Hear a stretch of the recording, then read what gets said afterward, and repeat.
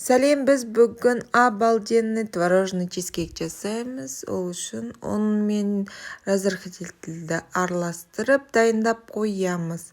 Комнатный температурадағы сары майды алып, чашкаға саламыз. Одан кейін оның үстіне қантты қосамыз. Содан кейін миксермен бұны жақсап араластырамыз. Пока қант маймен бірге қосылып, қант пока еріп кетпегенше арасында жан-жағына шашырайды, ничего страшного. Дальше продолжаем. Одан кейін жұмыртқаны аламыз, осы массаның үстіне құямыз да тоже қайтадан миксерлеп жақсылап араластырамыз.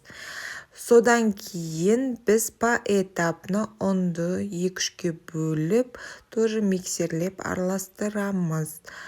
Арасында ұндар тоже шашырайды, ничего страшного. Тоқтамаймыз, араластыра береміз. Одан кейін тестамыз қоюлана түседі. Біздің миксеріміздің күші жетпей қалуы мүмкін. Содан кейін мен қолмен тестамызды ары қарай бір-біріне қосуды шештім. Одан кейін бәрін араластырып, жақсылап, мыжғыштап, бір-біріне жабыстырып, сол кезде теста біздің мягкий болу керек. Бір-біріне күшті қосылған, прям тынған дейді ғой. Сондай теста шығады. Оны біз күштілеп үстіп дайындап болып, бізге енді формочка керек болады. Ол формочканы тестаны 2-ке бөлеміз, оның көп бөлігін ең астыңғы қабатына саламыз да, оны жақсылап распределять етеміз. Одан кейін шет-шеттеріне тоже қатты қалың қылмай, жұқарақ қылдырып, тестаны жан-жағына жабыстырып шығамыз.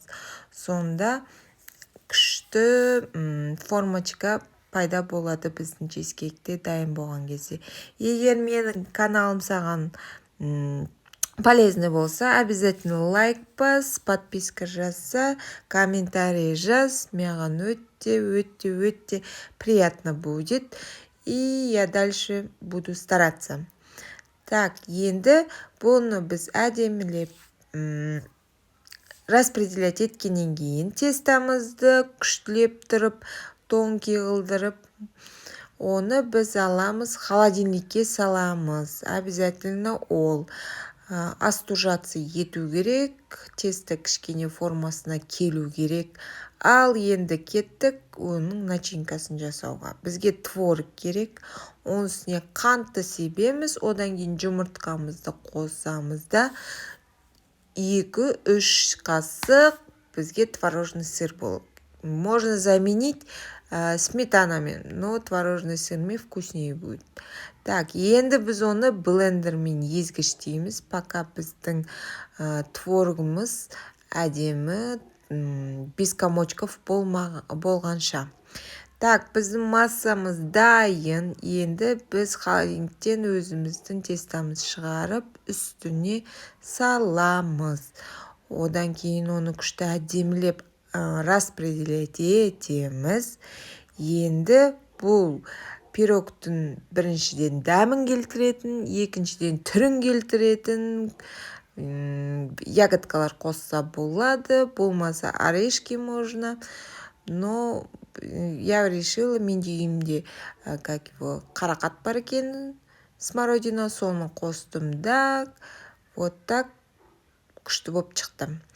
Вуаля, енді 180 градусқа оны 30-40 минутқа саламыз. Әркімнің пеші әртүрлі, так что надо следить. Оны ортасын шпажкамен тексеруге болады, или зубочисткамен.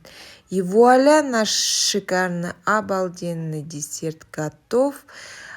Жасап көріңіздер, керемет. Бұдан кейін сіз творожный пирогты мәңгі бақи ғашық болатыныңызға сенімдімін. Так что комментарий жаз, лайк бас, до скорого.